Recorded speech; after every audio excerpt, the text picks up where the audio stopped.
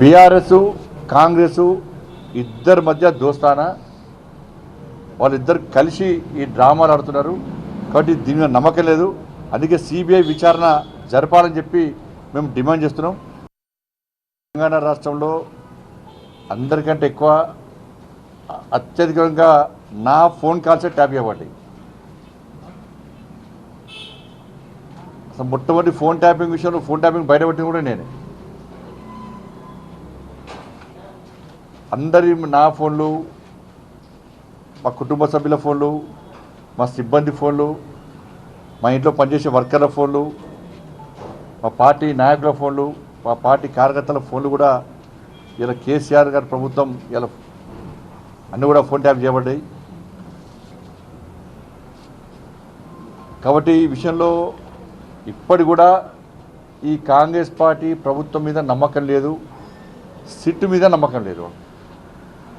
SIT అధికారులు పోలీసుల మీద తప్పుపడతలేము, అధికారులు మంచోళ్ళే, కానీ వాళ్ళను స్వేచ్ఛగా అధిక విచారణ చేసేటువంటి అవకాశం కాంగ్రెస్ పార్టీ ప్రభుత్వం, రేవంత్ రెడ్డి ప్రభుత్వం ఇస్తలేదు. ఇదంతా కూడా టైంపాస్ కోసమే. బీఆర్ఎస్ కాంగ్రెస్ ఇద్దరి మధ్య దోస్తానా, వాళ్ళిద్దరు కలిసి ఈ డ్రామాలు ఆడుతున్నారు. కాబట్టి దీని మీద నమ్మకం లేదు. అందుకే సిబిఐ విచారణ జరపాలని చెప్పి మేము డిమాండ్ చేస్తున్నాం.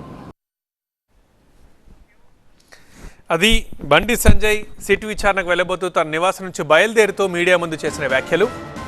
నేను సిట్ విచారణకు వెళ్తున్నాను, ఆధారాలు సమర్పించబోతున్నాను, కానీ ఈ విచారణ మీద నాకు నమ్మకం లేదంటున్నారు బండి సంజయ్. ఎందుకంటే బీఆర్ఎస్ కాంగ్రెస్ దోస్తులు వాళ్ళిద్దరూ ఇదంతా డ్రామా చేస్తున్నారు. ఇది ఒక టైంపాస్ వ్యవహారంలో నడుస్తోంది. అలా జరిగి ఉండక నిజంగానే కరెక్ట్గా జరుగుంటే ఇప్పటికే కేసీఆర్ కుటుంబంలో ఎవరైనా అరెస్టులు జరిగి ఉండాలి, మరి ఎందుకు జరగలేదు? కాబట్టి మాకు నమ్మకం లేదు, అందుకే దీన్ని సిబిఐతో విచారణ చేయించాలని డిమాండ్ చేస్తున్నానంటూ బండి సంజయ్ చెప్పారు. ప్రస్తుతం మనం లైవ్లో చూస్తున్నాం ఖైరతాబాద్ హనుమాన్ ఆలయం నుంచి. ఇక్కడ సంజయ్ హనుమంతుని దర్శించుకొని ప్రత్యేక పూజలు చేస్తున్నారు. ఈ పూజల తర్వాత పాదయాత్రగా సిట్ విచారణకు వెళ్తారు బండి సంజయ్. సో విచారణలో ఏం చెప్పబోతున్నారు అనేదే ఇప్పుడు కీలకంగా మారింది.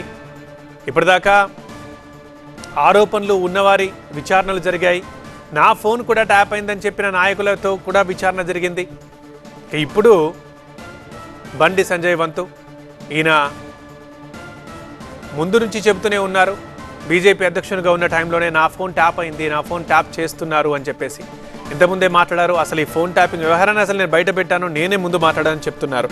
ఎందుకంటే ఎంతమందో ట్యాప్ అయ్యాయి, కానీ నాదే ఎక్కువసార్లు ట్యాప్ జరిగింది, నేనే అందరికన్నా ఫస్ట్ విక్టిమ్ని అని అంటున్నారు బండి సంజయ్.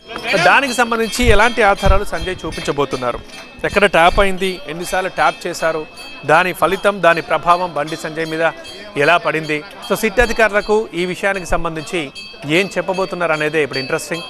రైట్ సైడ్ బాక్స్లో చూస్తున్నాం దిల్కుషా గెస్ట్ హౌస్. అది మరికొద్దిసేపట్లోనే దిల్కుషా గెస్ట్ హౌస్కి బండి సంజయ్ వెళ్తారు, పాదయాత్రగా వెళ్ళబోతున్నారు. అక్కడే సిట్ విచారణ ఉండబోతోంది.